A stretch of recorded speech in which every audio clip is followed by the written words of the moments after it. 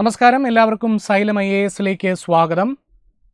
ഇന്ത്യയുടെ പുതിയ ഉപരാഷ്ട്രപതിയായി Shri CP Radhakrishnan തിരഞ്ഞെടുക്കപ്പെട്ടിരിക്കുന്നു.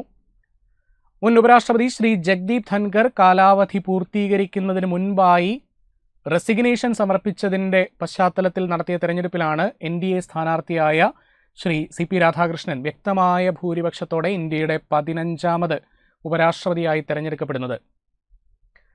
So, ഇന്നത്തെ ഈ ഒരു വീഡിയോയിൽ we would be looking into the constitutional provisions that deals with the office of the Vice President of India, as well as we will be closely looking into the election provisions of the office of the Vice President of India, which is the second highest office of the Indian Constitution. So, once again, welcome everyone to this lecture of Xylem IAS.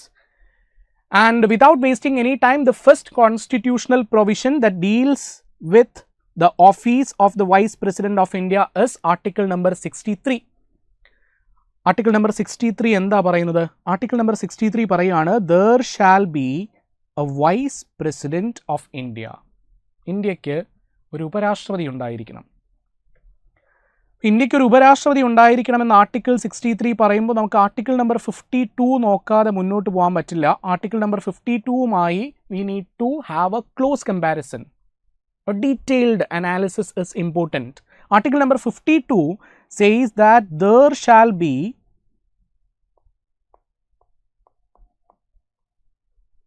a President of India. ഇന്ത്യക്ക് നിർബന്ധമായും ഒരു രാഷ്ട്രപതി ഉണ്ടായിരിക്കണം എന്ന് പറഞ്ഞാൽ രാഷ്ട്രപതി ഇല്ലാത്തൊരു സാഹചര്യം ഇന്ത്യക്ക് ഉണ്ടാവാൻ പാടില്ല. ഇൻ കേസ് രാഷ്ട്രപതിയുടെ ഓഫീസിൽ ഒരു വേക്കൻസി റിപ്പോർട്ട് ചെയ്യപ്പെട്ടാലോ അല്ലെങ്കിൽ ഒരു ആബ്സെൻസ് റിപ്പോർട്ട് ചെയ്യപ്പെട്ടാലോ, vacancy and absence those are different. Say for example, രാഷ്ട്രപതി രാജി സമർപ്പിച്ചാൽ സീറ്റിൽ വേക്കൻസിയാണ്, പദവിയിൽ വേക്കൻസിയാണ്. രാഷ്ട്രപതി അന്തരിച്ചാൽ പദവിയിൽ വേക്കൻസിയാണ്. പക്ഷേ രാഷ്ട്രപതി ഒരു കല്യാണ ഫംഗ്ഷന് പോയി എന്ന് വിചാരിക്കുക, ദാറ്റ് ഇസ് ആബ്സെൻസ്. രാഷ്ട്രപതിക്ക് ഒരു അസുഖം വന്നു എന്ന് വിചാരിക്കുക, that is absence. So absence and vacancy is different. അപ്പോൾ ഇങ്ങനൊരു ആബ്സെൻസോ വേക്കൻസിയോ രാഷ്ട്രപതിയുടെ ഓഫീസിൽ വന്നാൽ എത്രയും പെട്ടെന്ന് ആ വേക്കൻസി ഫില്ല് ചെയ്യുന്നതിനുള്ള ഒരു പ്രൊസീജിയറൽ സ്ട്രക്ചർ നമ്മളുടെ കോൺസ്റ്റിറ്റ്യൂഷൻ തന്നെ പ്രൊവൈഡ് ചെയ്യുന്നുണ്ട്. കോൺസ്റ്റിറ്റ്യൂഷൻ തന്നെ പറയുകയാണ്, ഇൻ കേസ് രാഷ്ട്രപതിയുടെ ഓഫീസിൽ ഒരു വേക്കൻസി വന്നാൽ 6 മാസത്തിനുള്ളിൽ there should be an election. അപ്പോൾ ഈ 6 മാസം the Vice President will function as the acting President of India, which means രാഷ്ട്രപതിയുടെ ഓഫീസിൽ ഒരു ഇൻ്ററക്റ്റും ഉണ്ടാകാൻ പാടില്ല. There should always be a continuity in the office of the President of India. In case രാഷ്ട്രപതി എന്തെങ്കിലും അസുഖം ബാധിച്ച് വന്നില്ല എന്നുണ്ടെങ്കിൽ പോലും ഉപരാഷ്ട്രപതി രാഷ്ട്രപതിയുടെ കർത്തവ്യങ്ങൾ പെർഫോം ചെയ്യേണ്ടതായിട്ട് വരാം. But that is not the case when it comes to Article number 63 of the Indian Constitution. Article number 63 പറഞ്ഞിരിക്കുന്നത് സമാനമായിട്ടുള്ള സ്റ്റേറ്റ്മെൻറ്റ് തന്നെ ആണെങ്കിൽ പോലും ഇന്ത്യക്കൊരു ഉപരാഷ്ട്രപതി ഇല്ലാത്ത സാഹചര്യത്തിൽ ആ ഉപരാഷ്ട്രപതിയുടെ ഓഫീസ് വേക്കൻ്റ് ആയിരിക്കുന്നതിൽ കോൺസ്റ്റിറ്റ്യൂഷണലി വലിയ പോരായ്മകളില്ല. So you know that Jagdeep Dhankhar resign ചെയ്തു. അതിനുശേഷം ഇത്രയും കാലം ഉപരാഷ്ട്രപതിയുടെ office has remained vacant. The reason is that ഉപരാഷ്ട്രപതിയുടെ ഓഫീസിലേക്ക് ഇലക്ഷൻസ് കണ്ടക്ട് ചെയ്യാൻ നമ്മളുടെ കോൺസ്റ്റിറ്റ്യൂഷൻ നിർദ്ദേശിക്കുന്നത് ആസ് ഏർലി ആസ് പോസിബിൾ എന്ന് മാത്രമാണ്. എത്രയും പെട്ടെന്ന് ഇലക്ഷൻ കണ്ടക്ട് ചെയ്യുക. ഒരു സമയക്രമം പോലും പറഞ്ഞിട്ടില്ല, എത്രയും പെട്ടെന്ന് ഇലക്ഷൻ കണ്ടക്ട് ചെയ്യുക. അത് മാത്രമല്ല, നമ്മുടെ കോൺസ്റ്റിറ്റ്യൂഷനിൽ എവിടെയും പറഞ്ഞിട്ടില്ല there should be an acting vice president എന്ന് എവിടെയും പറഞ്ഞിട്ടില്ല. Which means there can be a time where there can be a vacancy in the office of the Vice President of India. So that is what you need to understand regarding Article number 63 as well as the comparison of Article number 63 and Article number 52. Article number 64 mention ചെയ്യുന്നത് 2 കാര്യങ്ങളാണ്. In fact 2 കാര്യങ്ങളാണ് article number 64 mention ചെയ്യുന്നത്. Number 1 is that the Vice President of India should be the ex officio chairman of Rajya Sabha.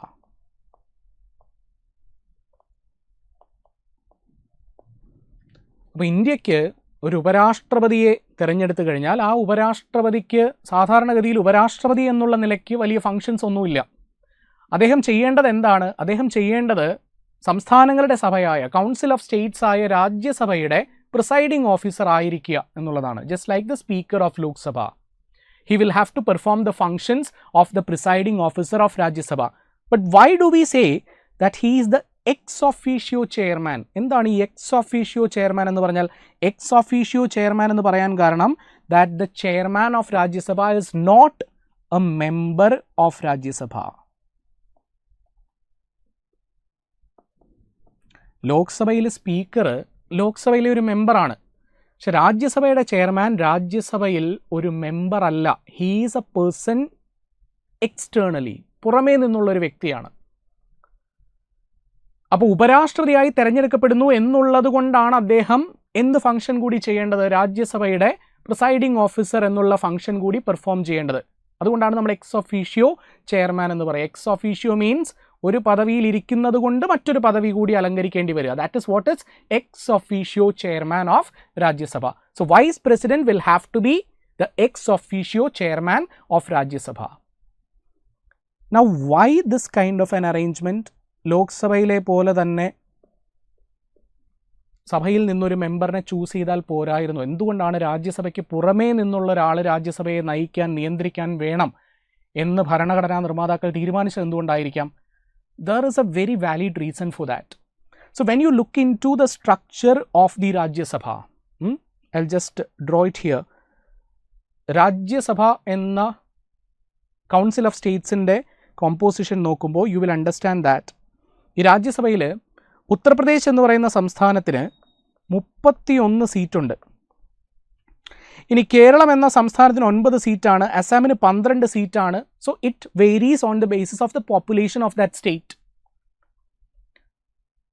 അപ്പോൾ ഈ സ്റ്റേറ്റിന് പോപ്പുലേഷൻ്റെ അടിസ്ഥാനത്തിലാണ് representation നൽകുന്നത് എങ്കിൽ just imagine that ഈ സഭയിൽ നിന്നുള്ള ഒരാളെ തന്നെ രാജ്യസഭയുടെ ചെയർമാനായി തിരഞ്ഞെടുക്കാമെന്ന് തീരുമാനിച്ചു എന്ന് വിചാരിക്കുക. What will happen? ഏറ്റവും കൂടുതൽ റെപ്രസെൻറ്റേഷൻ ഉള്ള സ്റ്റേറ്റിൽ നിന്നായിരിക്കും എപ്പോഴും ഇന്ത്യക്ക് രാജ്യസഭാ ചെയർമാൻ ഉണ്ടായിരിക്കുക. So that will affect the federal structure of the Indian constitution. അല്ലേ? one state has an upper hand over the other state. So അത് നമ്മളുടെ ഒരു ഫെഡറൽ ബാലൻസിനെ തകർക്കും എന്നുള്ളത് കൊണ്ടാണ് നമ്മളുടെ constitutional ഫോർഫാദേഴ്സ് they have decided that okay, no, we will have an external arrangement as the presiding officer, or we will have an external person as the presiding officer of Rajya Sabha. So that is function number 1. രണ്ടാമത്തെ function, the second function of the vice president is to be the acting president of India. Say for example, കുറച്ചുകൂടി clear ആയി പറഞ്ഞാൽ നമ്മളുടെ ഉപരാഷ്ട്രപതി രാജ്യസഭാ chairman എന്നുള്ള functions എല്ലാം perform ചെയ്തിരിക്കുമ്പോൾ രാഷ്ട്രപതിയുടെ ഓഫീസിൽ ഒരു വേക്കൻസിയോ ആബ്സെൻസോ വന്നാൽ ഈ ഉപരാഷ്ട്രപതി പിന്നീട് രാജ്യസഭാ ചെയർമാൻ്റെ പദവി അല്ലെങ്കിൽ ഫങ്ഷൻസ് പെർഫോം ചെയ്യില്ല. നേരെ എങ്ങോട്ട് പോകും? രാഷ്ട്രപതിയുടെ ഓഫീസിലേക്ക് പോകും. എന്നിട്ട് he will act as the president of India for maximum period of നേരത്തെ പറഞ്ഞതുപോലെ 6 months. ഇനി എന്തെങ്കിലും അസുഖബാധിതനായാണ് രാഷ്ട്രപതി പോകുന്നതെങ്കിൽ തിരിച്ചു വരുന്നത് വരെ he will perform the duties of the office of the president of India. So these are basically the functions. നമ്മളുടെ ഉപരാഷ്ട്രപതിയുടെ 2 ഫങ്ഷൻസ് എന്ന് പറയുന്നത് ഇതാണ്. Number 1 is to be the ex officio chairman of Rajya Sabha, and second one is to be the acting president of India in case of vacancy of the office of president of India. Article number 66. So we are coming to the core of this discussion. Article number 66-ലാണ് യഥാർത്ഥത്തിൽ ഉപരാഷ്ട്രപതി തെരഞ്ഞെടുപ്പിനെ സംബന്ധിച്ച് പരാമർശിക്കുന്നത്. So we are going to look in to the details of the election of the vice president of India. Article number 66-ൽ പരാമർശിച്ചിരിക്കുന്നത് there shall be an electoral college for the election of the vice president of India. So point number 1 that you need to understand is that ഉപരാഷ്ട്രപതി തെരഞ്ഞെടുപ്പ് indirect election ആണ്. അതായത് ജനങ്ങൾ നേരിട്ട് അല്ല ഉപരാഷ്ട്രപതിയെ തിരഞ്ഞെടുക്കുന്നത്, ഇൻഡയറക്റ്റ് ഇലക്ഷൻ ആണ്. Indirectly the people chooses the vice president of India. Sir why do you say indirect election എന്ന് പറയുന്നത് എന്തുകൊണ്ടാണ്? ഇൻഡയറക്റ്റ് ഇലക്ഷൻ എന്ന് പറയുന്നത് all the members of the parliament, be it elected or nominated, they are part of this electoral college.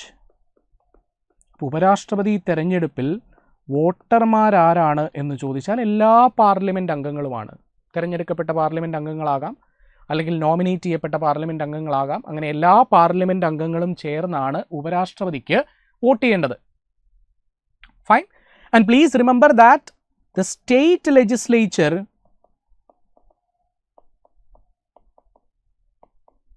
Does not have a role in the election of the vice president of India. കാരണം state ലെജിസ്ലേച്ചറിന് role കൊടുത്താലും നേരത്തെ പറഞ്ഞതുപോലെ തന്നെ സംഭവിക്കും. U പിക്ക് 403 MLA-മാരുണ്ട്, കേരളത്തിന് 140 MLA-മാരുള്ളൂ. കേരളത്തിൻ്റെ 3 മടങ്ങാണ് almost U പിയുടെ MLA-മാരുടെ എണ്ണം എന്ന് പറയുന്നത്. അപ്പോൾ സ്വാഭാവികമായും സംസ്ഥാന നിയമസഭാംഗങ്ങൾക്ക് വോട്ടവകാശം കൊടുത്തു കഴിഞ്ഞാൽ വലിയ സംസ്ഥാനങ്ങളുടെ പ്രതിനിധിയായിരിക്കും ഇന്ത്യയുടെ ഉപരാഷ്ട്രപതിയായി മാറുക. So that even will affect the federal structure of the Indian polity. So that is the reason the state legislatures or the state legislative assemblies or even the council does not have a role in the election of the vice president of India. ഇനി എന്തുകൊണ്ടാണ് ഈ nominated മെമ്പേഴ്സിന് നമ്മൾ vice presidential ഇലക്ഷനിൽ ഒരു role കൊടുക്കുന്നത്? രാഷ്ട്രപതി തെരഞ്ഞെടുപ്പിൽ nominated മെമ്പേഴ്സിന് വോട്ടവകാശമില്ല, നാമനിർദ്ദേശം ചെയ്യപ്പെട്ട മെമ്പേഴ്സിന് വോട്ടവകാശമില്ല. പക്ഷേ ഉപരാഷ്ട്രപതി തെരഞ്ഞെടുപ്പിൽ നാമനിർദ്ദേശം ചെയ്യപ്പെട്ട അംഗങ്ങൾക്കും വോട്ടവകാശമുണ്ട്. What is the reason? Because the nomination is not done by the vice president. രാഷ്ട്രപതിയാണ് നാമനിർദ്ദേശം ചെയ്യുന്ന, അല്ലെങ്കിൽ നാമനിർദ്ദേശം ചെയ്യുന്നത് രാഷ്ട്രപതിയാണ് എന്നുള്ളത് കൊണ്ട് അവിടെ ഒരു കോൺഫ്ലിക്റ്റ് ഓഫ് ഇൻട്രസ്റ്റ് ഉണ്ടാവും അല്ലേ? ഉപരാഷ്ട്രപതി അങ്ങനെയൊന്നും ചെയ്യുന്നില്ല. That is the reason why there is no segregation of the elected as well as the nominated members of the parliament. So that is point number 2. Now, what is the manner of election? എങ്ങനെയാണ് ഉപരാഷ്ട്രപതി തെരഞ്ഞെടുപ്പ് നടക്കുക? And for that, please remember that it is proportional representation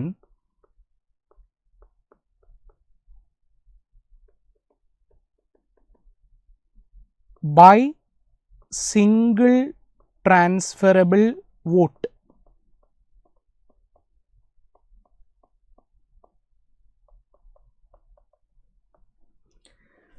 So the type of election to the office of the Vice President of India is proportional representation by single transferable vote. ആനുപാതിക പ്രാതിനിധ്യം single transferable വോട്ടിലൂടെ. So എന്താണ് ആനുപാതിക പ്രാതിനിധ്യം എന്നുള്ളത് I will tell you in detail. But the type of election, the manner of election is proportional representation by single transferable vote. And there is one more thing, that for the office of the Vice President of India, നമ്മൾ choose ചെയ്തിരിക്കുന്നത് എന്ത് ballot ആണ്? It is the secret ballot system. It's not open ballot, secret ballot ആണ്. രഹസ്യ ballot സംവിധാനത്തിലൂടെയാണ് ഇന്ത്യയിൽ രാഷ്ട്രപതി ഉപരാഷ്ട്രപതി തെരഞ്ഞെടുപ്പുകൾ കണ്ടക്ട് ചെയ്യുന്നത്. അതായത് അവരവരുടെ മനസാക്ഷിക്കനുസരിച്ച് നമ്മൾക്ക് വോട്ട് ചെയ്യാം. പാർട്ടി അനുഭാവമോ പാർട്ടി ടിക്കറ്റോ നോക്കേണ്ട ആവശ്യമില്ല. പാർട്ടി നൽകുന്ന വിപ്പ് നിർദ്ദേശങ്ങൾ അനുസരിക്കേണ്ട ആവശ്യമില്ല. പാർട്ടി അങ്ങനെ ഔദ്യോഗികമായി വിപ്പ് നൽകുക എന്നുള്ളതും ഉപരാഷ്ട്രപതി രാഷ്ട്രപതി തെരഞ്ഞെടുപ്പിൽ സാധിക്കില്ല. And there is no provision for the anti defection law. Even കൂറുമാറ്റ നിരോധന നിയമത്തിൻ്റെ പ്രൊവിഷനിൽ വരുന്ന ഒന്നല്ല ഉപരാഷ്ട്രപതി തെരഞ്ഞെടുപ്പ് എന്ന് പറയുന്നത്. So please remember that also. There is no scope for anti-defection law.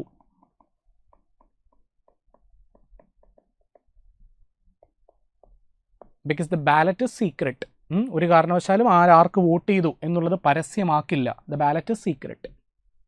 Now we will understand what is proportional representation in detail. Proportional representation by single transferable vote എന്താണ് എന്ന് നോക്കാം. Try to understand what do you mean by proportional representation by single transferable vote. So proportional representation is that one system where the representation would be given on the basis of the proportion of the population or the proportion of the votes. In simple terms, I'll make it further more clear. നമ്മളുടെ എല്ലാ MP മാർക്കുമാണ് ഉപരാഷ്ട്രപതി തെരഞ്ഞെടുപ്പിൽ vote ചെയ്യാൻ സാധിക്കുക അല്ലേ. അപ്പോൾ എത്ര M പിമാരാണ് നമ്മളുടെ രാജ്യത്തുള്ളത്? രാജ്യസഭയിൽ 245 പേരുണ്ട്, ലോക്സഭയിൽ 543 പേരുണ്ട് അല്ലേ. വേക്കൻസി ഒക്കെ അവിടെ നിൽക്കട്ടെ, നമ്മൾ ടോട്ടൽ നമ്പർ എടുക്കുകയാണ്. അപ്പോൾ in total there is 788 MPs, 788 എം പിമാരാണ് വോട്ടർമാർ. രാഷ്ട്രപതി തെരഞ്ഞെടുപ്പിൽ ഉപരാഷ്ട്രപതി തെരഞ്ഞെടുപ്പിൽ 788 വോട്ടർമാരാണുള്ളത്. പക്ഷേ രാഷ്ട്രപതി ഉപരാഷ്ട്രപതി തെരഞ്ഞെടുപ്പിൻ്റെ ഒരു പ്രത്യേകത, 50%-ലധികം വോട്ട് ഒരു കാൻഡിഡേറ്റിന് ലഭിച്ചാൽ മാത്രമാണ് ആ കാൻഡിഡേറ്റ് വിജയിയായി പ്രഖ്യാപിക്കപ്പെടൂ. So that is what do you mean by quota. So quota can be calculated by a formula, that is total valid votes divided by vacancy plus 1, the whole plus 1. നമുക്ക് തൽക്കാലം എല്ലാ M പിമാരും vote ചെയ്തു എന്ന് വിചാരിക്കാം. അങ്ങനെയാണെങ്കിൽ total valid votes എത്രയാണ്? It is 788 divided by what is the vacancy? 1 plus 1, the whole plus 1 is equal to 788 divided by 2 plus 1 is equal to 395. ചുരുക്കം പറഞ്ഞാൽ 788 എം പിമാരിൽ 395 വോട്ട് ലഭിക്കുന്ന ആൾക്ക് മാത്രമേ ഇന്ത്യയുടെ ഉപരാഷ്ട്രപതി ആയിരിക്കാൻ സാധിക്കൂ. അതായത് മറ്റ് സ്ഥാനാർത്ഥികളെക്കാൾ 1 വോട്ടോ 2 വോട്ടോ കൂടുതൽ കിട്ടിയിട്ടൊന്നും കാര്യമില്ല. 395 എന്ന നമ്പറിലേക്ക് എത്താതെ ഇന്ത്യക്ക് ഒരു ഉപരാഷ്ട്രപതി തെരഞ്ഞെടുപ്പിൽ വിജയിയെ പ്രഖ്യാപിക്കാൻ സാധിക്കില്ല. ഇൻ ദ സെൻസ് ദാറ്റ് 788 വോട്ടുകളും വാലിഡ് ആണെങ്കിൽ കേട്ടോ. So please remember that this is what is the electoral quota of the vice president of India's election. Now what do you mean by single transferable vote? എന്താണ് ഈ single transferable vote എന്ന് പറഞ്ഞാൽ? Already ഞാൻ പറഞ്ഞു, it is on the basis of ballot അല്ലേ. Ballot പേപ്പറിൻ്റെ സഹായത്തോടു കൂടിയാണ് ഇലക്ഷൻസ് കണ്ടക്ട് ചെയ്യുക. Just imagine that there are 3 candidates. 3 candidate ഉണ്ട് എന്ന് വിചാരിക്കുക. So here you will have the candidate name and here you will have the preference. ഇങ്ങനെയാണ് M പിമാർക്ക് ballot paper കൊടുക്കുക. അപ്പോൾ candidate A, candidate B, candidate C. And this is one of the ballot paper which is given to the member of parliament. ഈ member of parliament അവരുടെ preference fill ചെയ്യുകയാണ് വേണ്ടത്. They should fill the preference. Say for example, if I am a member of parliament, ഞാൻ എൻ്റെ മനസ്സിൽ വരികയാണ് A is the better candidate, so I will fill 1 alongside with A, 2 ഇവിടെ ഫില്ല് ചെയ്യും, 3 ഇവിടെ ഫില്ല് ചെയ്യും. So I feel that A ആയിരിക്കണം ഉപരാഷ്ട്രപതി ആവേണ്ടത്. എ ആയില്ലെങ്കിൽ ബി ആയിരിക്കണം, ബി ആയില്ലെങ്കിൽ സി ആയിരിക്കണം. That's it. So this is how I fill my ballot paper and I am an MP എന്ന് വിചാരിക്കുക. നൗ സിംഗിൾ ട്രാൻസ്ഫറബിൾ വോട്ട് എന്ന് പറഞ്ഞാൽ കൗണ്ടിങ് എങ്ങനെയാണ് എന്ന് നോക്കുക. ആദ്യം കൗണ്ട് ചെയ്യുന്നത് എന്തായിരിക്കും? It is only the first preference vote. First preference vote ആയിരിക്കും ആദ്യത്തെ റൗണ്ടിൽ കൗണ്ട് ചെയ്യുക. അപ്പോൾ ഇവിടെ സ്വാഭാവികമായിട്ടും ഫസ്റ്റ് പ്രിഫറൻസ് ഈ ബാലറ്റ് പേപ്പറിൽ നോക്കിക്കഴിഞ്ഞാൽ ആർക്ക് മാത്രമേ ഉള്ളൂ? എക്ക് മാത്രമേ ഉള്ളൂ. So A will get 1. Similarly മറ്റ് ബാലറ്റ് പേപ്പർ 788 എം പിമാരുടെ ബാലറ്റ് പേപ്പർ ഉണ്ടല്ലേ. അപ്പോൾ മറ്റ് ബാലറ്റ് പേപ്പർ നോക്കിക്കഴിയുമ്പോൾ ബിക്കും കിട്ടും 1, 2, 3, സിക്ക് കിട്ടും 1, 2, 3. ആൻഡ് ജസ്റ്റ് ഇമാജിൻ അങ്ങനെ 770 അല്ലെങ്കിൽ 788 ബാലറ്റ് പേപ്പറും എണ്ണിക്കഴിഞ്ഞപ്പോൾ just imagine that A gets 300 first preference vote, B gets 250 first preference vote, so it is 550. And what is remaining? What is remaining is 550, 650, 750 and it is 238 അല്ലേ. 238. അപ്പോൾ ഇതിൽ ഏറ്റവും കുറവ് vote കിട്ടിയിരിക്കുന്ന ആർക്കാണ്? ഏറ്റവും കുറവ് ഫസ്റ്റ് പ്രിഫറൻസ് വോട്ട് കിട്ടിയിരിക്കുന്നത് സി എന്ന കാൻഡിഡേറ്റിനാണ്. അപ്പോൾ നമ്മൾ ഫസ്റ്റ് റൗണ്ട് കൗണ്ട് ചെയ്ത് കഴിയുമ്പോൾ സിയെ അങ്ങ് എലിമിനേറ്റ് ചെയ്യും. C gets eliminated. പക്ഷെ എന്താ ഇതിൻ്റെ അർത്ഥം? 238 ബാലറ്റ് പേപ്പറുകളിൽ ഫസ്റ്റ് പ്രിഫറൻസ് ആർക്കാ? 238 ബാലറ്റ് പേപ്പറുകളിൽ ഫസ്റ്റ് പ്രിഫറൻസ് സിക്കാണ്. അപ്പോൾ ആ ബാലറ്റ് പേപ്പറുകൾ മാത്രം എടുക്കും. ആ ബാലറ്റ് പേപ്പർ മാത്രം എടുത്തിട്ട് നമ്മൾ എന്ത് ചെയ്യും, രണ്ടാമത്തെ റൗണ്ടിലേക്ക് പോവുകയാണ്. കാരണം ഫസ്റ്റ് റൗണ്ടിൽ ആർക്കും തന്നെ 395 എന്ന നമ്പറിലേക്ക് എത്താൻ പറ്റിയിട്ടില്ല. അപ്പോൾ സെക്കൻഡ് റൗണ്ടിലേക്ക് പോവുകയാണ്. സെക്കൻഡ് റൗണ്ടിൽ ചെയ്യുന്നത് എന്താണ്, ഈ സിക്ക് ഫസ്റ്റ് പ്രിഫറൻസ് നൽകിയിട്ടുള്ള ബാലറ്റ് പേപ്പർ മാത്രം എടുക്കുകയാണ്. എന്നിട്ട് അതിൽ സെക്കൻഡ് പ്രിഫറൻസ് ആർക്കാണെന്ന് നോക്കുമ്പോൾ ബിക്കാണ് സെക്കൻഡ് പ്രിഫറൻസ് എന്ന് വിചാരിക്കുക. അങ്ങനെയാണെങ്കിൽ this vote will get transfer to B. അപ്പോൾ ഇതുപോലെ സേ ഫോർ എക്സാമ്പിൾ ഒരു 200 ബാലറ്റ് പേപ്പേഴ്സ് കിട്ടിയെന്ന് വിചാരിക്കുക. ഈ 200 will get added to B, which means 450 ആണെങ്കിൽ that crosses 395. So B will get elected as the vice president of India. So this is what is the single transferable vote system. വോട്ടുകൾ transfer ചെയ്യുന്നു. അതായത് eliminate ചെയ്ത കാൻഡിഡേറ്റിൻ്റെ first preference vote അവരുടെ second പ്രിഫറൻസിലേക്ക് transfer ചെയ്ത് നൽകുന്നതിനെയാണ് നമ്മൾ സിംഗിൾ ട്രാൻസ്ഫറബിൾ വോട്ട് എന്ന് പറയുക. Fine. So this is how the election of the vice president of India takes place. And ആരാണ് ഇലക്ഷൻസ് കണ്ടക്ട് ചെയ്യുക? ഇലക്ഷൻസ് കണ്ടക്ട് ചെയ്യുന്നത് it is the election commission of India. The Election Commission of India is the one authority which will conduct the election. And in case തെരഞ്ഞെടുപ്പിൽ എന്തെങ്കിലും തരത്തിലുള്ള dispute ഉണ്ട് എന്നുണ്ടെങ്കിൽ the petition will have to be filed in the Supreme Court.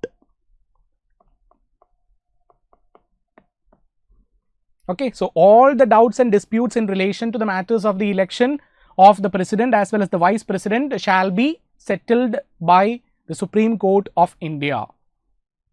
So it is only the Supreme Court which can settle these issues in relation to the doubts and dispute of elections to the office of the president and the vice president. Okay, so this is what you need to understand in relation to the election to the second highest office of India, that is the office of political continuity, the office of the vice president of India. അടുത്ത ഒരു വീഡിയോയിൽ മറ്റൊരു interesting ആയിട്ടുള്ള ടോപ്പിക്കുമായി കണ്ടുമുട്ടുന്നത് വരെ good bye.